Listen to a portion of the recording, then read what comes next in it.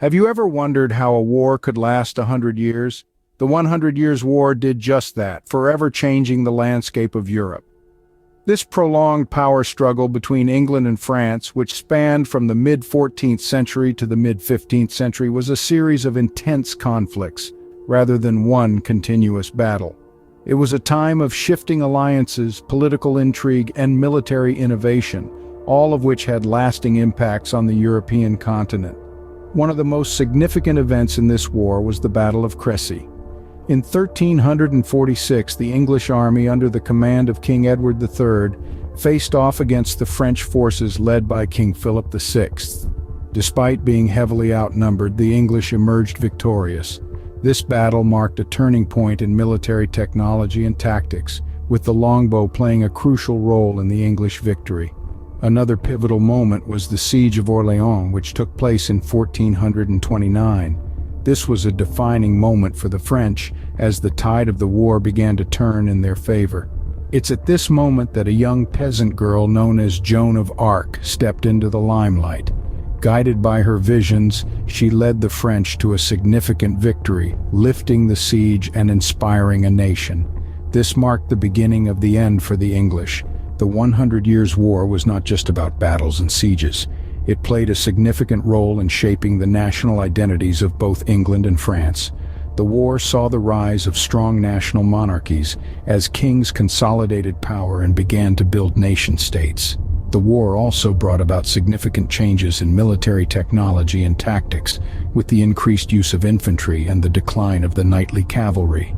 Thus, the 100 Years' War not only changed the face of warfare but also set the stage for the rise of strong national monarchies. Imagine a conflict so devastating that it reduces the population of entire regions by up to 50%. This was the reality of the 30 Years' War. A cataclysmic cocktail of religious and political tensions, this war was the result of the Protestant Reformation clashing with the Catholic Counter-Reformation. A bubbling cauldron of discontent, it finally spilled over in 1618, pulling in multiple European powers in its wake. This was not a war confined to battlefields and kings. It was a war that reached into the homes and hearts of the civilian population. It scorched the earth, leaving famine and disease in its wake. Entire cities were turned into ghost towns, their inhabitants either killed or fleeing from the incessant warfare. But out of this devastation came a significant turning point in European diplomacy. The Peace of Westphalia, signed in 1648, ended the religious warfare in Europe. It established a balance of power among Europe's sovereign states, recognizing their right to govern their own internal affairs without interference from outsiders. It was the birth of the modern state system, a concept that is still fundamental to international relations today. The 30 Years' War, therefore, not only devastated Europe but also marked the beginning of the modern state system.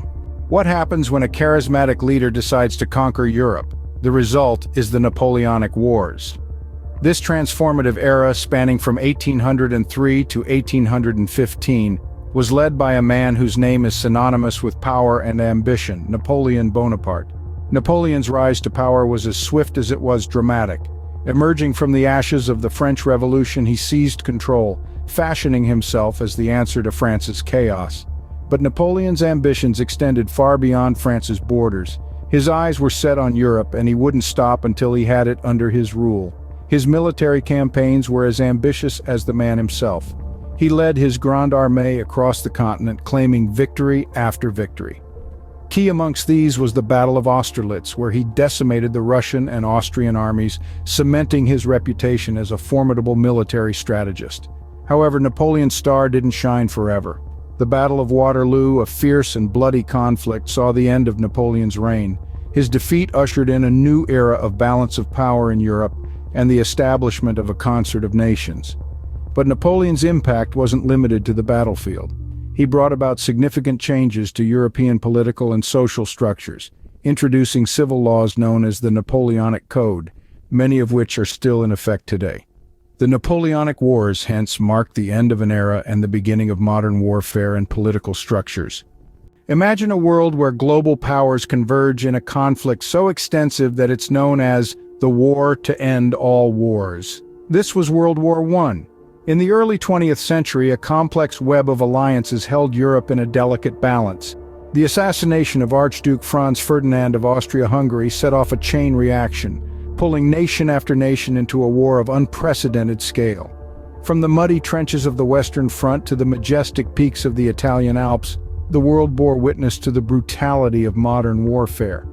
New technologies like tanks and aircraft forever changed the face of battle, while the use of chemical weapons introduced a terrifying new dimension to the conflict.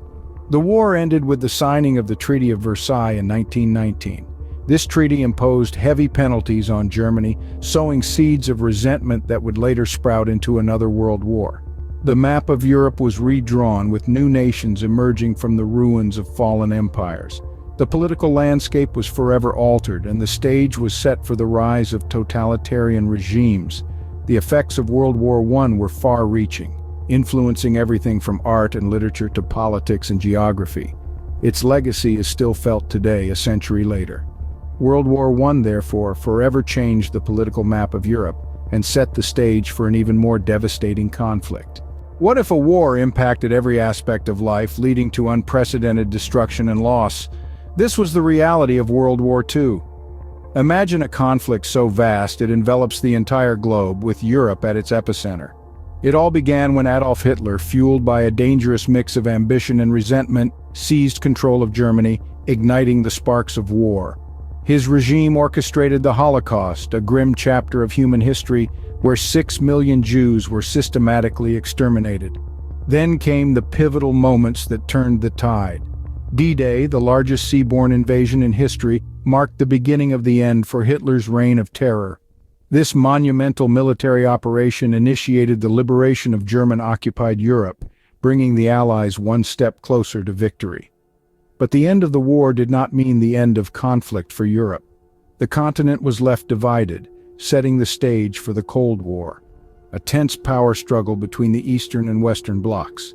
Amid the rubble and ruins, however, emerged a beacon of hope, the creation of the United Nations. Born out of the ashes of war, this global organization aimed to prevent such devastating conflicts from happening again. World War II thus not only reshaped Europe but also defined the world order for the rest of the 20th century.